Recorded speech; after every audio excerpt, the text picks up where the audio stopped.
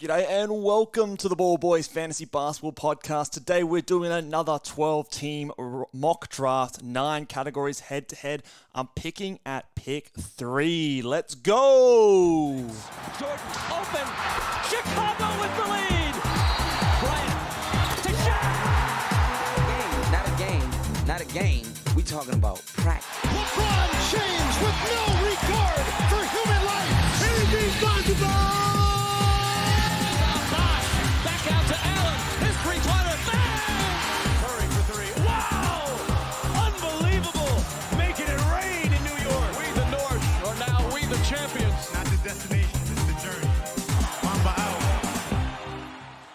G'day and welcome again to the Ball Boys Fantasy Basketball Podcast. I'm your host, Mitch Casey, and you can find me on Twitter at BallBoysNBA. And today we're doing yet another mock draft. We're going to have so many mock drafts coming out in the last 3 weeks leading up to the final weekend before the NBA season kicks off.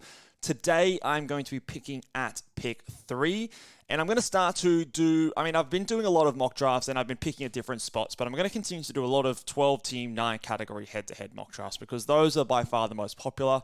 I'll also still do a few more points league mock drafts, and maybe a few other different size leagues, but I'm going to be trying to do a few different drafts, picking from several different spots in the first round, and today I'm going to be picking at pick 3. And I'm going to be going through basically what I would do at pick 3 and constructing a nice strategy around this spot in the draft. And I think there is a really, really good strategy, and a few of my platinum members over at ballboynba.com would know the strategy that I'm going to be trying to execute today. It does involve punting points, and we will see how it goes doing the mock draft today. So let's head on over into the mock draft room here. We are picking at pick 3. We've got 30 seconds to count down on the clock. And as you can see here, I've got Tyrese Haliburton sitting in my queue. So I'm going to be doing a video coming up, I think in a few days, going through my top first round players in the fantasy basketball landscape for head-to-head leagues, and also for category leagues and for points leagues. In category leagues, I'm now landing on the fact that I'm going to be taking Tyrese Haliburton at pick 3. I don't know if that's controversial. I don't know if that is common. I think Luka or Shea often goes in this spot. Just to be clear, I have Jokic at 1 and Embiid at 2. But I think I am now landing on Tyrese Haliburton at my number 3, sort of kicking off that 3-guard little run there. So we're going to be building a team around him. Like I said, it's going to be focusing around a punt points strategy. So Tyrese Haliburton is the guy that I'm picking here, and we're going to see how we go. So the reason I'm really, really keen on Tyrese Haliburton as the number 1 guy of those guards ahead of Luka and ahead of Shea is I just think that the elite assists are going to be extremely valuable. I'm also really, really keen on his great steals. There's less risk with, someone like a Luka and his relationship and how someone like a Kyrie Irving affects him. So remember when Kyrie came over, Luka's assists actually dropped a little bit. So I was toying with Luka ahead of Tyrese earlier in the preseason, but now I think I'm going Tyrese ahead. And then Shea, again, I'm just not super confident in him replicating last year's numbers with, Chet coming into the program. I think that might actually affect his block numbers. The free throw percentage, just jumping 10 percentage points from last year. I don't know if that holds. Maybe just a slight scale back in some of those numbers, and so that brings him back to number 5 for me. So this order here is actually the exact order that I would start the draft in. Expecting Tatum to go here at number 6, and then it starts to get a bit interesting after that. But we'll go through the top 10, top 12, and maybe even a couple extras in a video later on this week in a bit more detail.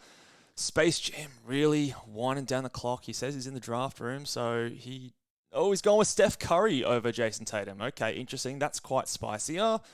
Maybe not super spicy, but I do sort of expect these 7 players to be the consensus guys that go in the top 7, and then LaMelo Ball goes. I'll be interested to see where Damian Lillard goes. I still think he's a first-round player, but we will see where he falls. This is where, if you're in a draft, and I might talk about this, if you're in a draft and you have a choice of where to pick, I love picking in the top 5. pick 1 or pick 2. I think there's a clear cutoff after that. And then you've got 3, 4, and 5. I think there's a bit of a cluster there. And then pick 6 and 7. And then 8, I don't mind. If you get a choice, try to avoid picks 9, 10, 11, and 12. I think that the end of the draft this season is extremely tough. I think there's a few risky players at the back end there. Lillard does go at number 9 there, ahead of Kevin Durant. I can't argue with it. I think I might take Durant ahead of him just because I feel better about his per-game numbers, but there are a lot of injury risks with Kevin Durant. He hasn't played more than 60 games in 3 seasons, so he is old. Then again, so is Lillard, but at least Lillard plays. Anthony Davis is injury-prone as well. And then I'm expecting... who am I expecting to go here at this point? I'm blanking on Giannis hasn't even gone yet. So Giannis is probably the last guy here in the first round of players that we typically see. And a lot of those players I don't know. I'm a little bit nervous about drafting a lot of them. Giannis with his knee, and obviously he regressed a little bit with his steals and blocks. I would hope that they come back a little bit more with Dame there. But again, Dame's going to take a few shots away from him, maybe some assists, although his assists might be fairly similar to someone like a Drew, so maybe it's a direct swap. But if you have a choice, I'd probably try to stay outside of 9, 10, 11, 12. I think they are the hardest spots to draft this season for 12-team leagues. So we'll see how this comes back around. So on the second round. Now, while we're waiting for my pick here, just a quick reminder, guys, that ballboysnba.com is open and you can go and get your subscriptions there. I am so close. In fact, by the time you're listening and watching to this podcast or video on YouTube, my Dynasty rankings might actually be out on ballboysnba.com. I am literally right now just going through and putting a photo next to everyone's name. I have the rankings, I have the comments and everything all on there. I'm just making it look nice at the moment. I have 81 photos through of my 250, so hopefully we'll do that all within the next couple hours while I'm doing some other things as well. So my Dynasty rankings will be up. So if you are a Dynasty manager or trying it out for the first time, go over and check those ones out. Even if you already have a Dynasty team, it is always good and interesting to sort of see where people have players valued. It is very useful for making trades and things like that. So very excited to bring that one out, guys. And if you haven't already, go over and check out ballboysnba.com. Get yourself a subscription. So since pick 12 at Giannis, we went Sabonis at the start of the second round. Oh, man, that is so early. I get it, though. He's obviously looking for a punt threes, punt free throw build. But Giannis and Sabonis very early. I would prefer to go an Anthony Edwards at that point. Might also prefer to go a Kyrie Irving even. I know punt threes, punt free throws, but I don't know. Sabonis, look, I can see it. I can see it. So when it's coming back around, for this strategy that I'm going to be doing today, I really need to focus on getting some big assist numbers to start the draft. So I am going to put James Harden in my queue here. I'm going to put Freddie VanVleet in my queue here. Who else do I want to put in my queue? Darius, probably a bit early for Darius. Do I want to throw a Cade Cunningham in there? I might. Let's throw him in the queue. Evan Mobley's definitely a guy. Oh, there goes James Harden. Really don't know where he's going to be going in drafts. Hey, it's a tough one. It is a very tough one. Let's have a look here. I'll have my rankings up on my other computer here so I can keep referring back to where players want to go. So let's have a look. Shai Gilgeous-Alexander. So Steph Curry paired with James Harden. Not a bad pairing there. James Harden, I mean, we're getting really close to media day. So within the next couple of days, we'll get a lot of chatter on what's going on and the updates with everyone. So hopefully that sheds a little bit of light with James Harden, but it could be ugly to start the season. But it might not be. It might be all resolved. Who really knows? And James Harden's still a really good player. He's going to put up some good assists, but I do worry about his usage. So Luka's on the board here. Now, who do I want at this spot? I'm looking to do a punt points strategy here, but I am very conscious of my assists early because I'm going to be targeting a lot of big guys later in the draft. There goes Mikal Bridges. So in this spot here, I've got a couple of decisions to make. Do I want to go Paul George? No, I don't really want to get a Paul George here. I would have loved me a Sabonis or a Harden at this spot, but they have already gone. So let's lock in. Look, I'm going to lock in. Let's go Fred VanVleet here. I will go with Freddie VanVleet. I want to lock in some more steals and assists at this spot. I am not going to be punting field goal percentage, but I do believe that I can get with this build that I'm going to be doing. I do believe that I can get some really good field goal percentage guys late. So I think I can handle Fred's lack of field goals. And yeah, it leaves me open to do a couple of different things later on in the draft. But again, I'm really conscious of those assist numbers. I love his steals this part of the draft because, again, a few guys I'm going to be targeting will be poor in steals later. Now, I'm not going to explicitly let you guys know what I'm doing, but if you are a Platinum member on ballboysnba.com, I've detailed my favorite punt strategy as an article there. So Platinum members can go over and have a read of that one, and I do really like it this season. I think that it's the most powerful punt build this year. So Platinum members will know exactly what I'm doing here. You can kind of get a gauge on what I'm doing on this one as you watch the draft there. But if you want a more in-depth, detailed guide on this particular punt build, go and check out ballboysnba.com and you can have a look at that one there. So I've got my two guards here. Maybe I want to throw in, I'm hoping my dude Mobley can make it around with me one more pick, although I am drafting with a lot of people that followed me on Twitter, so he might not. But if I can get my boy Mobley here, I also don't mind Bam at this spot now that I know that Lillard's not going over to Miami. He's someone I think that's risen up in my rankings as well. Come on, sugar-free mocha. Leave me Mobley. All right, cool. So Mobley is there. I think this is where I take him. What are we at now? Pick 27.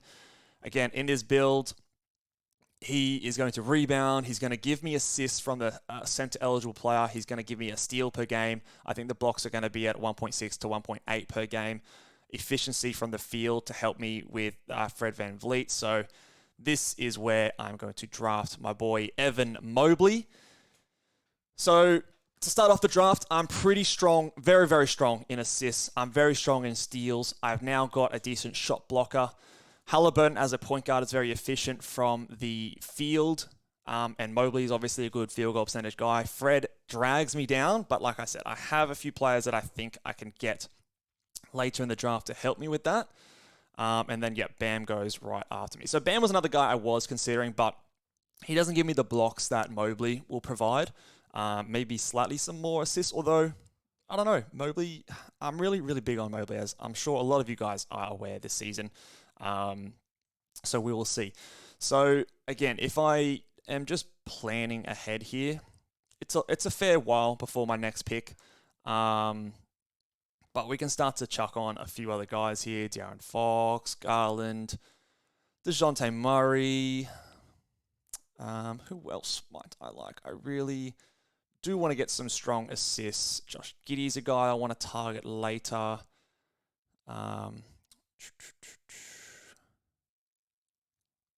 We won't get too ahead of ourselves. Obviously, Garland just went, who I threw in my queue. That's very optimistic of me. I think, what are we up to now? Pick 29. It will be interesting to see where DeAndre Ayton goes in this spot. If you haven't already, go and check out. He was number 24 on the top 25 most interesting players. We did a deep dive on where I think he should be going and where I think he can improve moving over to Portland. But I will be interested to see his average draft position where others are drafting him. I think, for me, it's a little bit early, but some might be keen on going here. Lowry Marketing goes there at pick number 30. I think that's okay. Interesting that he went before someone like a Karl Anthony Towns, who's at the top of the board here. There, Karl Anthony Towns goes. So nothing crazy here. If we just rewind a few picks, I went Fred VanVleet. After that was Jimmy Butler in the end of the second, Cade Cunningham, Paul George, and Kawhi Leonard. That's an interesting little four-person spot there. So Butler, Paul George, Kawhi Leonard all go within 4 picks. Where would you guys draft those three? Those three injury-prone players, because I have a hard time separating them. Kawhi is obviously the best of the bunch, and apparently he's not going to be limited in training camp, so he's going to be entering the season, quote-unquote, healthy, is the latest that I've seen as well. Obviously, Jimmy Butler he doesn't have to deal with Dame anymore. do they get Drew or something like that? I don't think that will hurt him as much as a Damian Lillard, obviously, but still might hurt him a little bit. But again, he might be up there as well. Paul George is probably the worst of the three. So maybe he files in last, especially if Kawhi is entering healthy. But yeah, let me know your thoughts, guys. In which order would you draft Kawhi, Paul George, and Jimmy Butler? Because I have a tough time separating those three. They all have, early second round potential, in my opinion. Some of them even first round potential. But again, obviously some clear risks. And then I went Mobley, Bam, Garland, Larry Markkinen, Karl Anthony Towns, Wemby. What number was that for Wemby? Wemby went at 32, creeping up a little bit. LeBron James, back into the 30s now. Miles Turner and Chet. So we've had a bit of a big man run in this third round, which, again, we've talked about statistical scarcity and categorical scarcity. This is about where the bigs, blocks, rebounds, field goal percentage all start to go off the draft. So I do agree with where a lot of these guys are going. If you have a guy that's your preference, I think this is where you should be grabbing them. Desmond Bane. Now, if you watched the previous mock draft, and a few of you guys disagreed, and I did as well, but remember, some people will have different opinions, so I might be wrong, they might be right, but Desmond Bane falls down to pick 36 here. Much later than I think I see him going a lot of other drafts. This is more where I have him, and I agree with where he's going here, but it is interesting to see him fall that far because a lot of the times he does go sometimes in the second round, sometimes early in the third. I do believe that we're overvaluing the fact that he's going to be playing without Ja Morant to start the season because I think that, it's 25 games. It's 25 games of an 82-game season. It's the first 25, so it's not the 25 that count the most for head-to-head leagues in our fantasy basketball playoffs. So he'll be good, and I think this is around the spot for him at 36, end of the third. But yeah, I don't know if that's going to be pretty typical here. Zion Williamson then goes at 38, Pascal Siakam at 39. So Zion doesn't often get drafted this high, but I actually don't mind it. I'm normally not a big Zion fan, but this season I just have a good feeling about his availability, and obviously we know what we're going to get. Pairing him with the AD, Edwards, Chet team, so... And there goes DeAndre Ayton at pick 40. I think that's a perfect spot to get someone like a DeAndre Ayton. He could do better than this. I don't know if he's going to go much later than this. It will be interesting to see, but I think around that 40, as soon as it gets to like that fourth round in a 12-team league, I'm pretty happy to grab him. If I'm punting assists and steals, which is another strategy that I really like this season, I don't mind also grabbing him in the third round. So this team here, I like punting assists and steals with a Steph Curry, but they've obviously gone with Harden, so maybe not looking to do that. But say this was someone like, I don't know, Mikal Bridges or someone like that. Larry Markkinen's are good for that build as well, but Ayton is definitely someone, where is he? Ayton is definitely someone that I also like in that build as well. So I do like him in those builds. But as for his general value, I think that's about right. There goes Walker Kessler at 42. It's still too high for me, man. He's just so bad in so many other categories. Yes, he's great field goal. Yes, he's great blocks. But I do still worry about the assists are non-existent. The steals aren't there. The points are low. Look, he was someone I was maybe looking to target in my build. But even in my build, I might have looked to pass him up to, lock in a few other categories there as well. So it's coming around to my pick. Let's start to get ready. Still want to start to consolidate my assists, although they are looking pretty good. So I can start to look at some guys that might fit my build a little bit better. So someone like a Claxton, I'm going to throw on my queue. Jaylen Brown just went. I think Claxton would be the number one guy that I would love at this spot. So let's hope he makes it to me. Otherwise, is it too early to go on to Giddey? Far out, Kyle. Why? I just said that I wanted Claxton and you went and drafted him. Okay, so that sucks. So a lot of those big guys did go in Ayton, Kessler, and Claxton. So we might be looking to just wait a little bit longer for our bigs. and maybe lock in one of these guards and just really consolidate my assists and steals here. So Drew's someone I'm going to throw onto my queue here. Jordan Poole is still there. Now, it doesn't suit at all what I want to do, but far out. Come on, guys. Jordan Poole. This is a steal right here if you can get Pooley. That's where I would be going, Joe. Oh, he took Drew from me. So at 46, I've got a decision between Giddey. Brunson's probably the guy here. I probably have a chance of getting Giddey on the way back around. So do I try and do that? My steals are looking quite strong. So let's go with a Brunson. And I want to see if I can get a Giddey on the way around. Now, you'll notice, again, this is the third guard that I've taken. In this build, I'm targeting these guards very early. I want to get really strong in my assists because it's going to be very hard for me to get those later. And then probably after this round, I'm going to really start to attack my bigs and wings. Jordan Poole went, 48. Super late. Super late. That's awesome value. Jokic, Cade Cunningham, Paul George, Jordan Poole. I love that starting squad there, Ferris. You were late to the draft, mate, and please be there earlier next time, but it's a good start to the draft.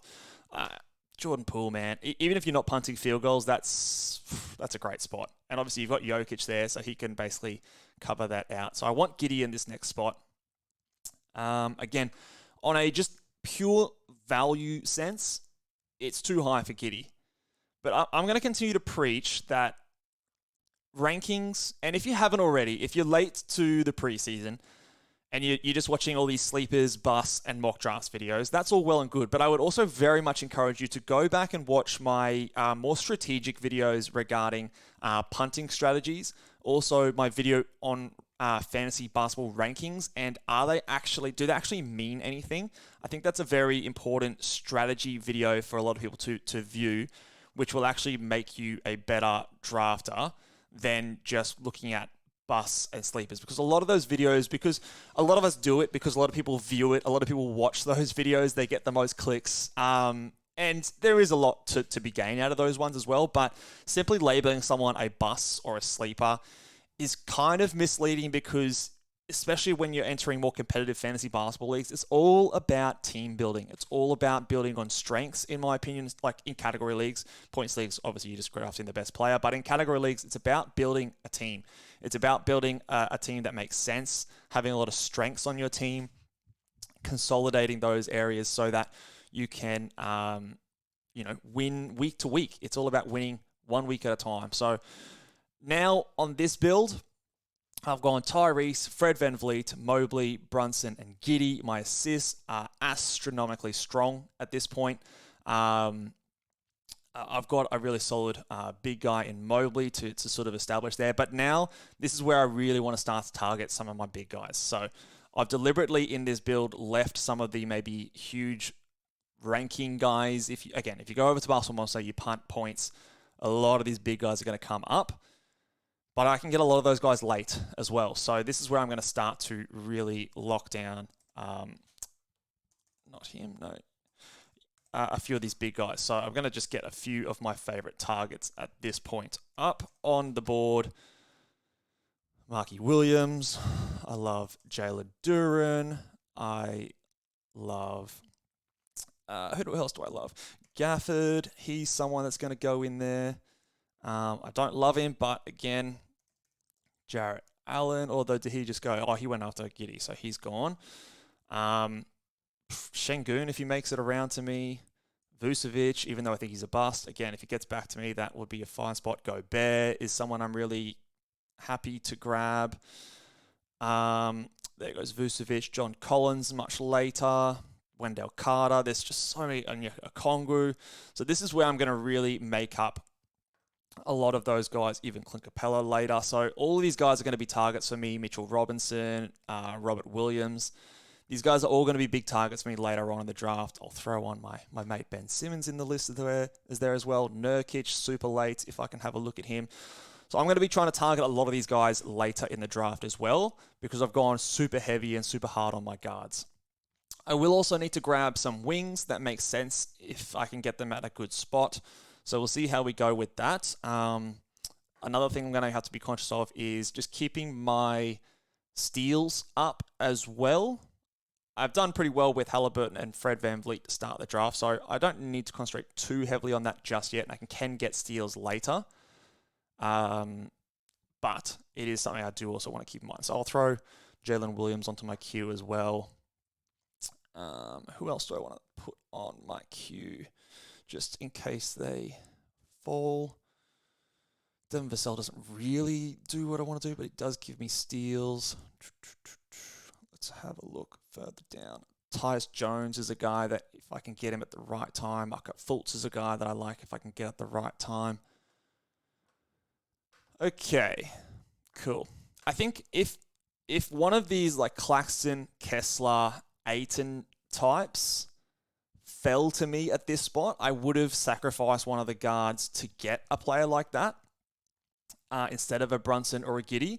But they didn't in this board. And I'm not a big fan of Jarrett Allen, so I've gone to go with these guys. And then if that was the case, I would have maybe targeted a few more of those guards later, like Markelle Fultz, like Tyus Jones. But in that case, it didn't happen in this mock draft. So I've elected to get my assists up higher. So now I'm going to be super aggressive in targeting these big guys when they come around. So those are my strategies here.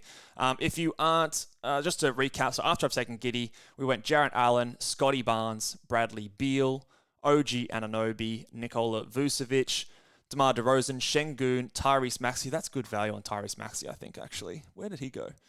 Tyrese Maxey went at 59. I think that's good. Randall went, Jalen Williams, Devin Vassell, Brandon Ingram, Franz Wagner, Paolo Banchero at 65. All very defensible picks. I think Paolo is a little bit high, but again, in certain builds, if you're looking for something specific, you want those big points, rebounds, assists, it can be okay. I don't really know what this flat earthers person is doing in terms of their punt build.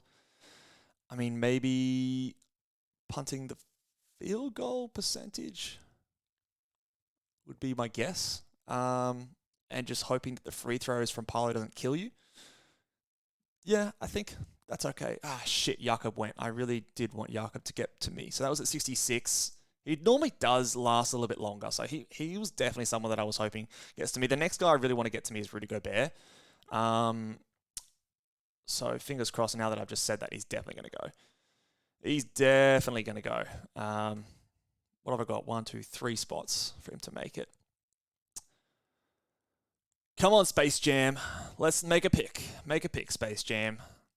Jakob Poeltl is always someone that falls, and I'm always very keen to get him. He's just so underrated. I think, obviously, I'm drafting against people, again, like I said before, who follow me on Twitter and obviously watch my things. And of course, what did I just say? Rudy Gobert. I knew he was going to go. As soon as I said his name, I knew he was going to go. So it's not going the best for me in terms of my targets. It's not going the best. Where will I be picking? So that was 67, 68, 69. So I'll be picking at 70. Is it too early to reach on some of these guys? I do need to start to get some of them on my squad. So, yeah, it might be a reach at this point to get some of these players, but I want to get 2 in the next pick, in the next 2 picks. So, again, drafting at pick 3, I'm at the start. It's a long way around. So, I'm probably going to grab one of these guys. Who do I think I should grab first? Who do I think is the most unlikely to get back to me? Mark Williams is probably the one that's getting the most hype, but I've got a little bit of hesitation going him this early here, but he does definitely do what I need from him. Brook Lopez? No, I don't think I'd want Brook Lopez. He doesn't give me the rebounds that I need.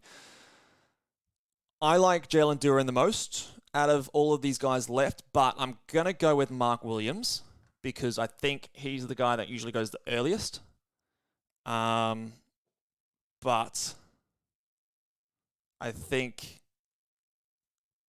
Jalen Duren might be available. If not, then I'll target a Dan Gafford or an Okongwu. Okongwu might be a guy that I'd like as well, but he does go a bit later, so maybe if anyone can come back to me on the following round, he might be able to. It's a competitive draft here so far, actually. There goes Chris Middleton at 71. Definitely more about where I would like him to go now. So since that trade for Dame going over to him, I was happy to take him sort of in the 60s. I'm definitely more the 70s, even 80s now, depending on what you need.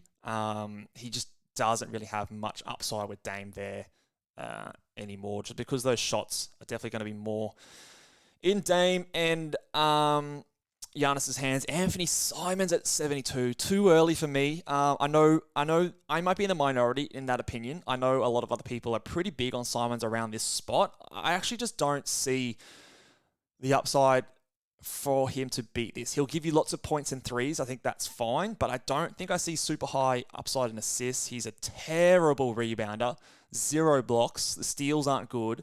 I expect the field goal percentage to be quite poor. So, and yeah, like the assists aren't going to be great. I don't know how much of a like volume free throw shooter he will be. So that will be the big key for his value. Is he can he get to the line a bunch? That will determine his value, I think. But points and threes, it's okay. All right, so my plan worked. I mean, I don't know if these guys are going to go him anyway, but I'm going to take a Jalen Duren at this spot. Because, yeah, like I said, I really need to start filling out my big man stats. So, again, my strategy here, strong in assists, super strong in assists. Pretty good in steals. Tyrese is going to be elite. Fred is going to be elite. Mobley should get me close to a steal per game. These guys should all get close to 1 steal per game. Mark Williams, maybe. Duren, maybe not. So I will need to target some steals later in the draft, but I can do that. But now I'm also very strong in rebounds. So Mobley, Giddey, Mark Williams, Duren all give me close to 10 rebounds per game. So that covers up one of Haliburton's big weaknesses here. I'm obviously well behind in points, but that's okay. I don't mind that. Again, punting points, you don't need to get all the worst point scorers. You're just not regarding it. And you also want to take into account the fact of where people are going. So I'm looking hopefully to be very strong in rebounds, field goal percentage, assists, blocks, steals, and then turnovers will be the other one. So if I can alternate wins in assists or turnovers every week in this build, I'm pretty happy. Tyus Jones goes. He's a guy that I do like in the build that I'm going. But again, just from a pure value point, I think 78 is quite high. Not 100% sure he's locked in to starting the entire year. I think he will start. And he definitely could start the entire year. But I just don't know if it's just locked in at this point. So after I picked Duren, went Kuzma, Okongwu, which could be a huge steal. What was that? 77 for Onyeka Okongwu.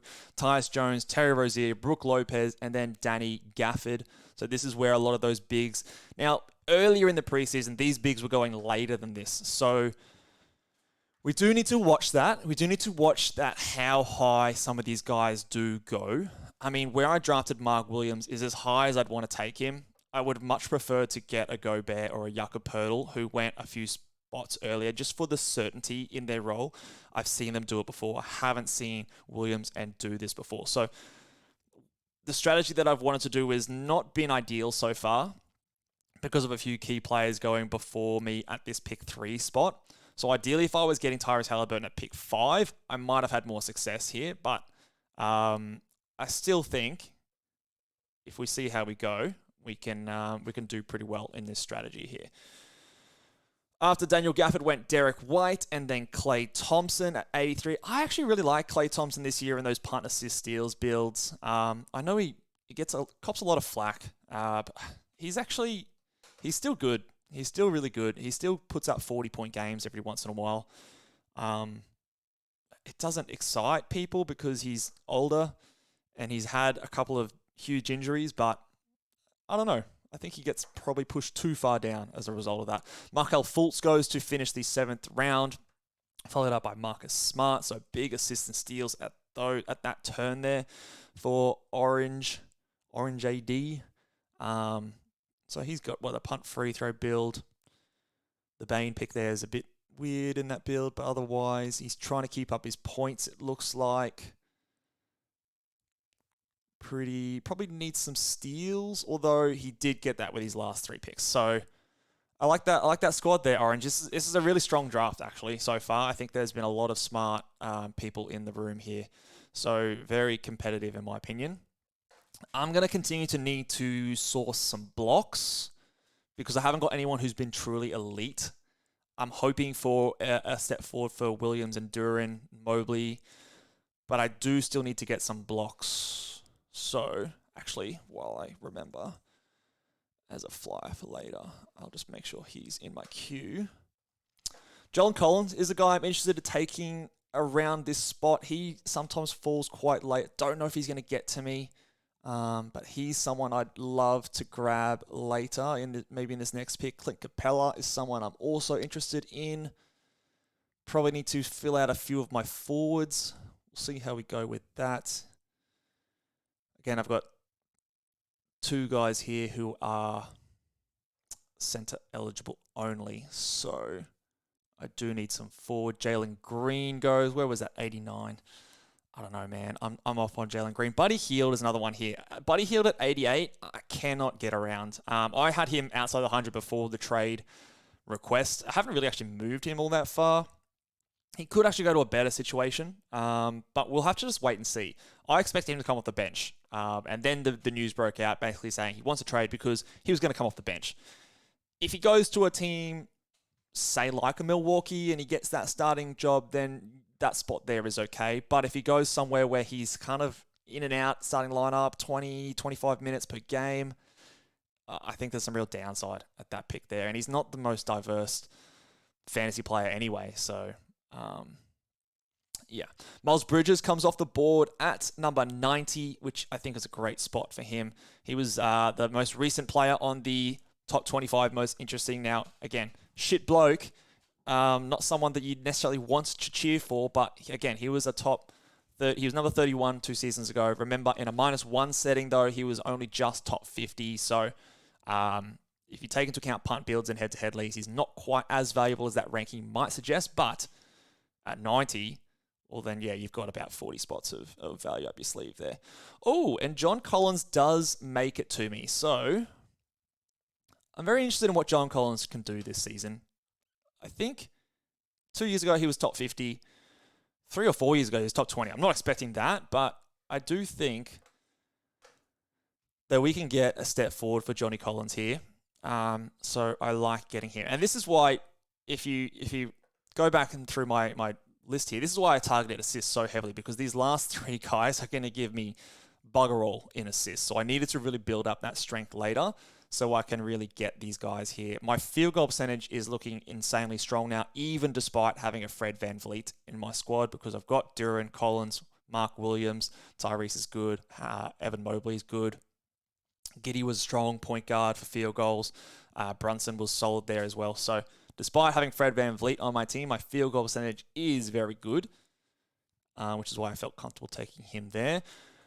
After that goes Michael Porter Jr., Trey Jones there. Now, this is where Chris Paul is there. Maybe I got Chris Paul. He's fallen pretty far. News broke also today with that Draymond Green is going to be missing the next 3 to 6 weeks, which basically puts him out to start the NBA season. 3 weeks would bring us pretty much exactly to the start of the NBA season, which is not ideal.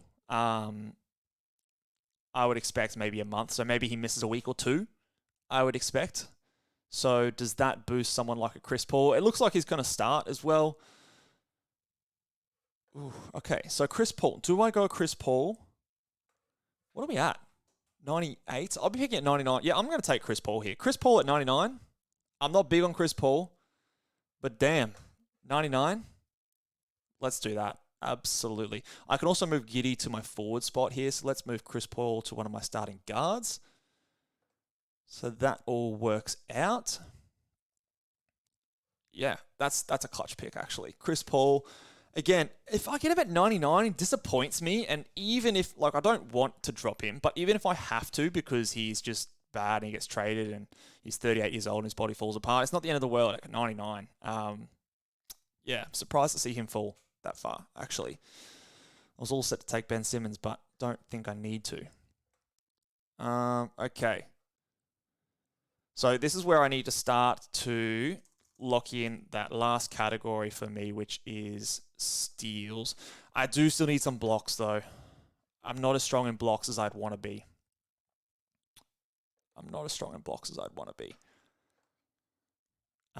So Mitch Robinson will be at the top of my queue. I don't know if he's going to come back to me, though. Zach Collins, Zubac, Melton for some steals. There goes Shaden Sharp. I like Ament and Asar. Jeremy Sohan for a flyer. So I'm just filling out my queue here. Patrick Williams can give me some steals and blocks. Paulie Reed, of course. Steven Adams, amazing late rebounds guy. This rebounds and field goal percentage, you can just get them so late. It's so easy. So easy to get rebounds. I want some more steals. I think steals are going to have to be a priority for me here. Bruce Brown. Hart is a guy that I should get on my queue. Josh Hart. He's definitely someone that I want to target if I can. All right. Well, there's a few options to come back for me. We'll wait and see.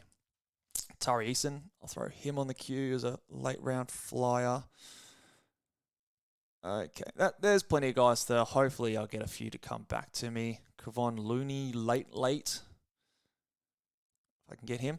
All right, so after my Chris Paul pick went Tobias Harris, Ben Simmons, Shaden Sharp, Andrew Wiggins, Keegan Murray, Bruce Brown, and Zach Collins. All solid picks there.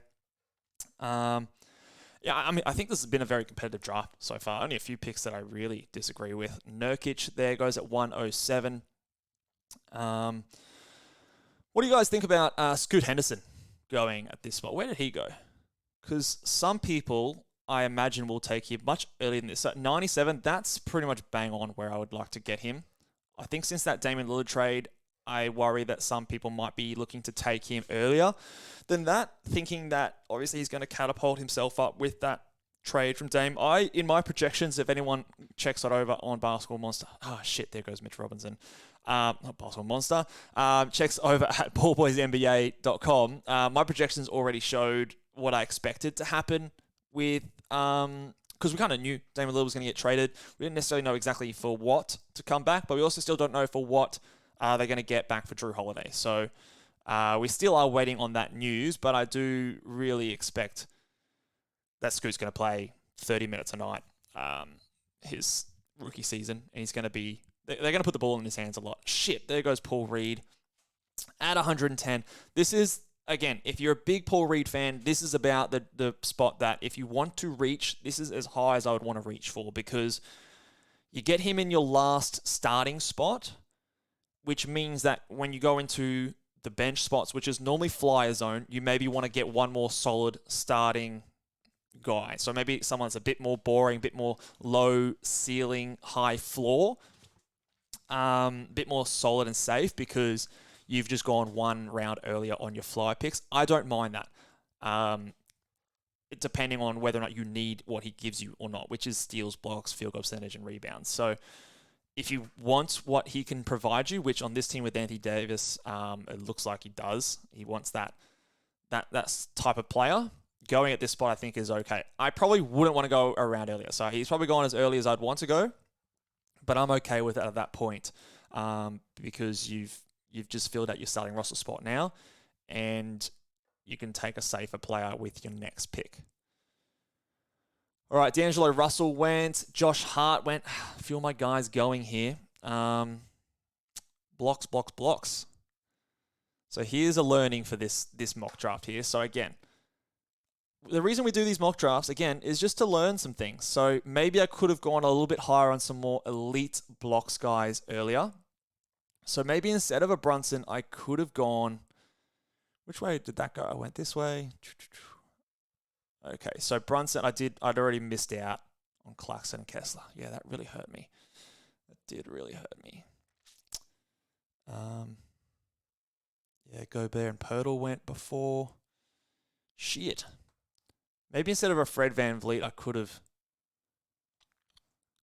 gone with like a Miles Turner or something like that really early. No.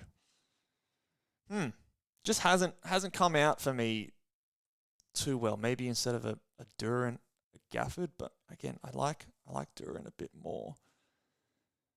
Maybe instead of a John Collins, I could have gone someone like a Mitch Robinson and gone a bit early on those elite blocks. We'll see. It might be good to actually, at the end of this mock draft, see what Basketball Monster says in terms of my projected standings. Again, they'll be different to my projections, so I might disagree with some of them, but it does give me just a general sense of how my team shapes up. All right, my pick now. So, final pick of my starting team. Again, I'm looking for steals. I have a final forward spot to fill out. So, it's not super exciting, but at 118, I'm just going to grab me some Herb Jones, one of the best steal players in the NBA. Again, it's a statistic of need for me. Got my assists sorted, my rebounds and field goal percentage is so strong. Steals, I can really consolidate. So steals and blocks. I'm looking for defensive stats at this point now. Steals and blocks. That's what I need. That is what I need. Tari Eason goes. Who can give me some steals and blocks? Patrick Williams can give me some steals and blocks. There goes Asar Thompson. How high did we take Derek Lively? And I don't know if you guys have seen the news, and if you haven't, the news is that he's likely going to start in the first game of the preseason, which is super interesting. Super interesting. I think because of my thirst for blocks in this mock draft, if he's there, I'm going to take him in this next pick. Yeah, or do I go Amen? No, I think the blocks trump any other need at this point because Mark Williams, I've talked about his block rate not following through when he got more minutes. Mobley's okay, but he's not 2 per game. Duran's not 2 per game. So let's do it. First player on the bench. Let's go Derek Lively. This is where, okay, what are we at? 123. Take your flyers. Let's go. Shoot your shot. If he starts opening night, he will smash that. Just on the blocks alone.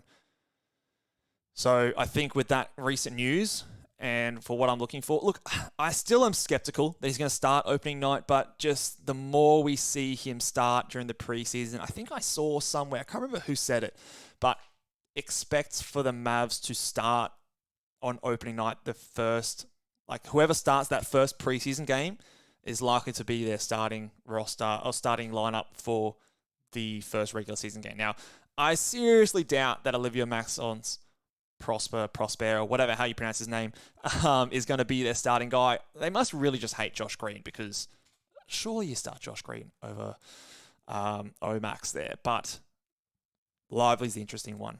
Lively is definitely the interesting one. After he went Jonas Valanciunas. The other guys I was tossing up at that point there was someone like a Patrick Williams and a Men Thompson. Sohan. I think I'm going to put a Men at the top of my queue, Patrick Williams at the top of my queue, Steven Adams, always a good late round target. I do still need to get those steal numbers up. So hopefully some of those guys can come back to me. Obi Toppin is still there. We'll see if he can come back. Jalen Johnson's always a guy I like to get in these types of drafts. Caruso can get me some steals. And then just a few flies in Richardson, Keontae George. And maybe some guys I can have a look at. Suggs. Yeah, there's a few guys I can have a look at here. Hopefully a few come back to me. Anyone else that I'm really missing down here? Scrolling. No one that really excites me down here. Yeah, no one that really excites me down here. There goes Trey Murphy. That's a great spot to get Trey Murphy, I think, at 127. He's on your bench. If you haven't got anyone injured already in your squad, you can throw him into IR spot. You're onto your bench now, so he's definitely going to come back and probably be a top 10 player for your fantasy squad. I mean, it might take him a little while to get up to speed, but I am not too worried about that. Really. I think as soon as it gets to bench, you grab a player like that. Whilst I'm doing this, I'm just going to quickly log on to Basketball Monster and have a look on where they have me projected after this draft, so that when we finish the draft, you can have a look at sort of my projected standings. And it'll also just give you a good idea of my strengths and weaknesses in this type of build. So let's copy that one across. Probably great podcasting going on here whilst I try and do this on my other laptop, but I think it'll be worthwhile at the end. Who went after Sohan? Went Bobby Portis, Trey Murphy, Keldon Johnson, Emmanuel Quickley, Dennis Schroeder, Mike Conley. All solid picks. So this is where, if I bring it back to that Paul Reed pick, you've gone on Mike Conley in the next round. Perfect. That's exactly what I was talking about before. You've taken a flyer with this spot. The next pick, you've gone a boring, but got someone who at 131 should beat that spot, but maybe not by much, but he should be at least there or thereabouts, a guy you can rely on. So you've taken your flyer just a round earlier, and then you've gone with a guy with less upside, but a really solid floor after that. So now you can go back to doing your sort of flyer picks. Again, you've just gone one early. If there's a guy that you really, really want, I think that's a fine strategy to do, because there is obviously risk with Paul Reed. It's not guaranteed. But if he does blow up, even though you've gone earlier than a lot of other people, he still has plenty of chance to smash this ranking. But obviously, there is a lot of risk. It might be someone you drop in a couple of weeks. But those are the plays that you might need to make to get that league winning type pick. Okay. Cool. Save settings there. So I won't bring it up on the screen yet, but I'm just doing it down here so you guys, after we finish, can have a look at that. There goes Patrick Williams. Surely Amen doesn't make it all the way to me. Surely. I've just jinxed myself for sure. Let's chuck Denny Avdia on there. Yeah. Surely Amen doesn't make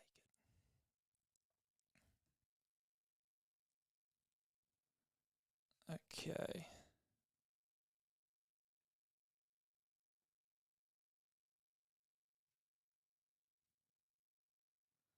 Oh, okay. Just load up the projected standings. Not doing as well as I'd want it to, but that's okay. That is okay. Okay, so, surprisingly, Basketball Monster's got my rebounds down. Okay. I would have thought I'd be stronger in my rebounds. I wonder where they've got Derek Lively projected. What have they got Lively projected for? Okay, so yeah, they don't have him projected for much, which is probably throwing the projections a fair bit here. But, again, if I can get some of the... Oh, Amen went. Shit. Damn it. But we've got our secret little weapon here in our mate from New Zealand, who can definitely help me at this spot. Steven Adams is so underrated when it comes to fantasy basketball. His ranking suffers so much because of one category, his free throw percentage. If you're punting that category, he jumps over 100 spots. And it is crazy. And he's always there. Always. What's he got here? Is he rehabbing someone? Full training. Should be a full go in training camp. All right, fine. All right, so we're going to go Steven Adams here. There's no one super upsidey here in terms of the steals that I still probably would like to get stronger in. But let's go with Steven Adams. That should shore up a bunch of my rebounds. And Steven Adams is not a bad steals guy either for a center position. Oh, Matisse Thybulle. So who can get me some steals? Obi Toppin is still there. He's not going to get me some steals, but could be someone. Do I Caruso?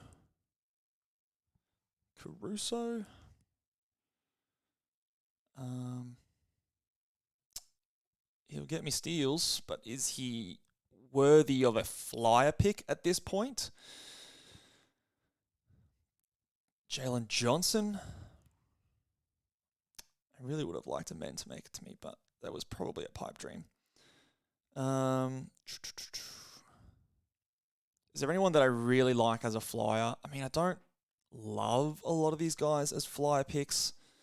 So maybe I do just go with someone that I know will give me a stat that I need. But I don't know if I want to go Caruso at this spot. Javon Carter? What could he do? He only averaged 0.8 steals in 22 minutes. No, I don't think that's high enough for me. Deal on right. Suggs? Could I go a Suggs? Do I go Suggs or a Caruso? Suggs. I think Suggs has a higher upside. I can definitely stomach his field goal percentage, I think. So let's go Jalen Suggs. I just think he's got more upside. Caruso, more safe production, and if he's there and I'm still looking like I need some steals, I'll get him. But Suggs has got higher upside. I am surprised that Obi Toppin is still here. He doesn't give me what I need, but he should definitely go soon. Starting power forward. He doesn't have a great fantasy game. Aaron Gordon, that's a good spot for Aaron Gordon, actually. At 149, jeez. Maybe I should have gone him, but again, I'm looking for those steals, and I don't think he would have provided that for me. But punting free throws, it's a good pick. All right, let's refresh that again. Okay. Yeah, still need to probably just consolidate some steals on this last pick again. And then we should be good. But again, there is a few things that we can stream through the waivers. Steals, it always comes down to steals, doesn't it? Every fantasy basketball comp, punt build, it's always friggin' steals. After my Jalen Suggs picks went Keontae George, Aaron Gordon, Bojan Bogdanovic, Quentin Grimes, and Kyle Anderson. Yeah, we're all just taking flies here. I don't know if I love the Bojan pick. He's actually so old. I think he's like 34 years old now, which, I don't know. I've been doing a lot of dynasty stuff and looking up people's ages, and for some reason I didn't think he was that old. I thought he was more like 30, but yeah, he is mid-30s. So I don't know. I think he's going to fall off a fair bit this season. RJ Barrett went. Sure, if you want some points, whatever. That's fine, but I've given up on RJ Barrett. I don't think he ever gets better. Brunson Burner, who are you going here? We've got an auto pick here from Orange AD. Oh no, Orange. Oh no. Did you leave the draft or did you set a queue? You must have set a queue, but why would your queue have this bloke in it? Kevin Porter Jr. Oh, Orange, mate. Don't know if I can sign that one off. I don't think he plays a minute, and even if he did, look, he's not that high upside. Colin Sexton, I don't mind that pick. Brogdon, yeah. Ferris, nah, no good, mate. He was in the queue, obviously, for this guy. Obi Toppin is still on the board here. What is going on? He's even sitting up the top of this draft order here by rank and ADP. I'm very surprised that he is still there.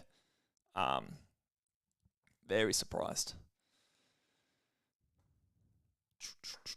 Cam Thomas. Okay. Cool. Fine. Yeah. We can see that. There goes Jalen Johnson. Again, I like that. I think he's definitely a last round flyer. I probably wouldn't want to go too much earlier because I don't really yeah. I don't really think he's going to get that opportunity, but he could come off the bench and just take that position off a lot of other players, specifically Sadiq Bey and DeAndre Hunter. Okay. So, who am I hoping? So, Caruso's still on the board. Obi freaking Toppin is still there. I'm just going to have to take Obi Toppin if he makes it to me. But he doesn't give me what I want. He does not give me what I want.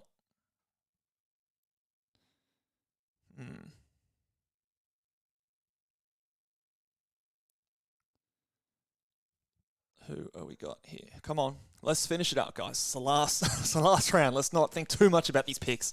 Let's just get it going, get it flowing. All right. Kuminga? I'm not a big Kuminga fan, but with Draymond not there, at least to start the year, gives him a chance to do something. What do we got? 2 picks to me. 2 picks to me. Walker.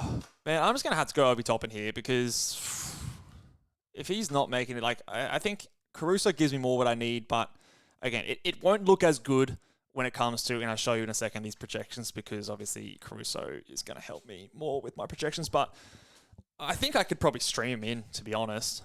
He might go undrafted in this league. Never mind. What was that? 165 for Obi Toppin. Huge slider. Yeah, that's crazy. I'm not a big Obi Toppin fan, but far out. That was very late for him. All right, I am doing the thing that I told people not to do, and that's dragging out this draft. But all right, let's go with Caruso. He does what I want. He does what I need, and he's going to be an elite contributor in a stat that is very important to me. So I am going to just grab him there and finish the draft out. And we are going to go over to, in a second, once this draft finishes, Kobe White there. And then the last pick by Ferris. Again, Ferris, next time, please be on time to the draft. He's going to finish this draft out. And then we're going to go check out what Basketball Monster says about the projected standings. Now, again, remember, if you guys use projected standings or draft trackers and things like that, especially once you start to get to things like... That's the right thing there. Projected standings. They're not always the most accurate, but it does at least give you an idea of a team's strengths and weaknesses here. So, is that got all the players in there at the moment? I feel like we're missing some players. Let's do the draft tracker then.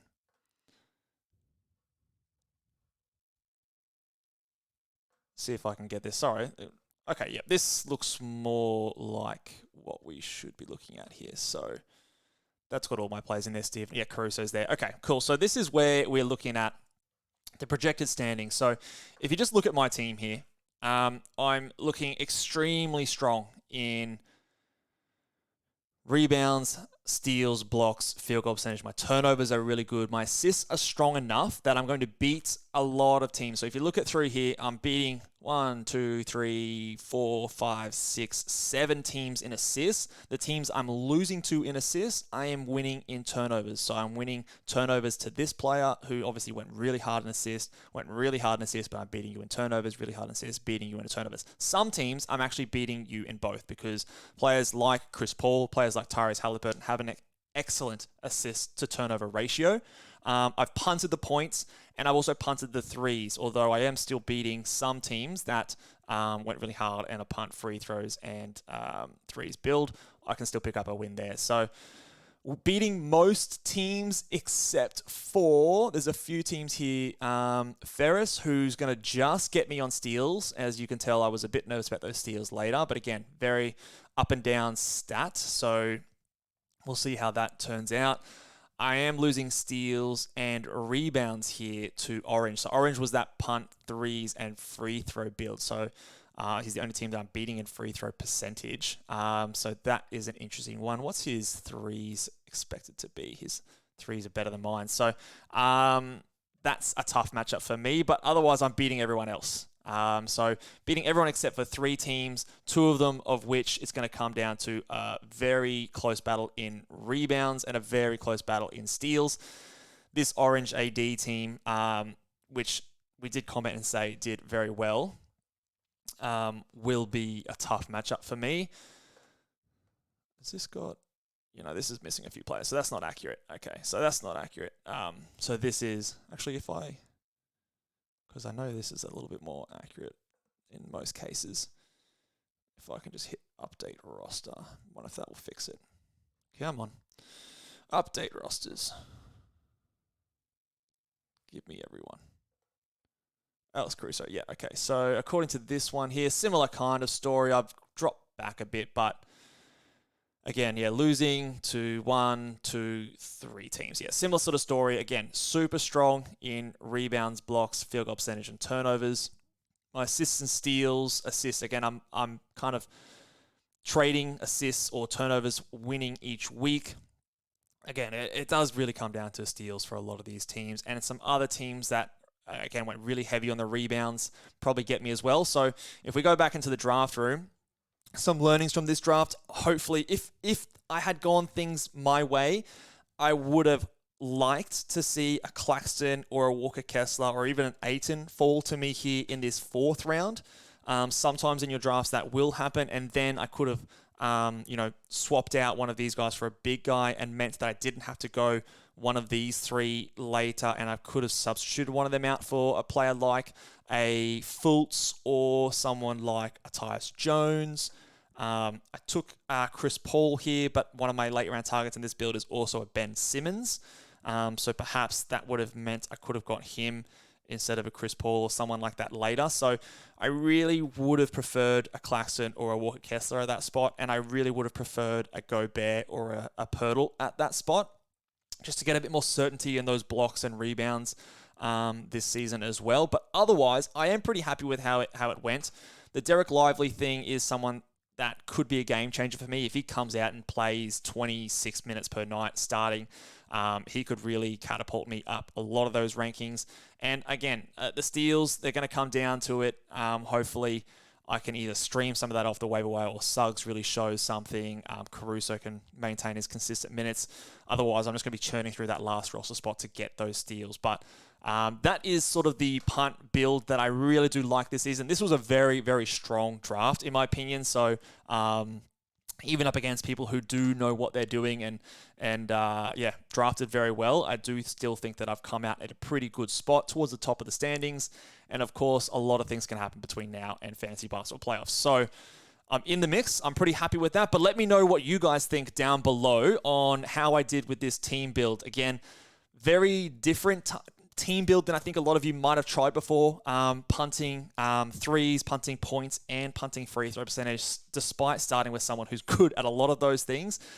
Getting those elite assist turnover ratio, the elite steals, elite field goal percentage from a guard position, I think is very, very important and helps me a lot.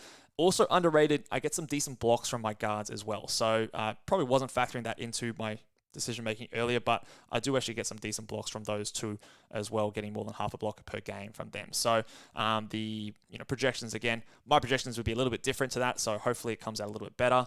But that is how you build a punt points team starting with Tyrese Haliburton. So again, let me know down in the comment section below, guys, what your thoughts are on this draft, what your thoughts are on this particular punt strategy. Are you interested in trying it? I think it's actually a very strong build this season, depending on the first player you get in your draft. Coming up, we've got the best players in fantasy basketball, so I'm going to be going through my top 12 rankings for category leagues, for points leagues. Next week, we're going to be doing one of the most requested videos in first and second round pairings. That is coming up very soon as well. We're going to continue with the top 25 most interesting fantasy basketball players for the next 23, 22 days. So listen out for number 22, which is coming out tomorrow, or might already be out depending on when you watch this video. Go and check those ones out for a deep dive. And again, head over onto ballboysnba.com and grab yourself a season guide. Get yourself either a silver or platinum membership, and look out for my dynasty rankings, which are coming up soon. Bye.